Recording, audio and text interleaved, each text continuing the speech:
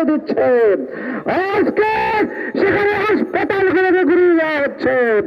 এই অবস্থায় এই নেতানিয়াহু সহ তার দোসরদেরকে অবিলম্বে গ্রেপ্তার করে আন্তর্জাতিক আদালতে বিচার করতে হবে।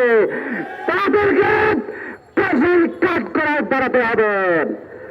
একই সাথে ওই ইসরায়েলের বড় দেশর যারা ইসরায়েলকে অস্ত্র দিয়ে সহযোগিতা করছে, বিশেষত মার্কিন যুক্তরাষ্ট্র বাইডেন প্রশাসন, তারা আজকে সরাসরি শয়তানের ভূমিকায় অবতীর্ণ হয়েছে। তাদেরকে বিচারের মুখোমুখি হতে হবে। আজকে আন্তর্জাতিক অপরাধ ট্রাইব্যুনাল এই নেতানিয়াহুকে যুদ্ধাপরাধী হিসেবে রায় দিয়েছে। এর বিরুদ্ধে মার্কিন কংগ্রেস ওই আন্তর্জাতিক অপরাধ ট্রাইব্যুনালের বিরুদ্ধে তারা আজকে নিষেধাজ্ঞা জারি করেছেন, নিষেধাজ্ঞার বিল পাস করেছেন।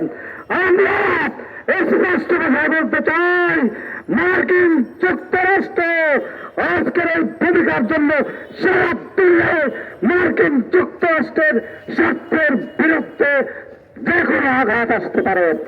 আমরা অনতিবিলম্বে আমেরিকাকে সাবধান করতে চাই, আমরা মুনাফিকের ভূমিকায় অবতীর্ণ হবেন না।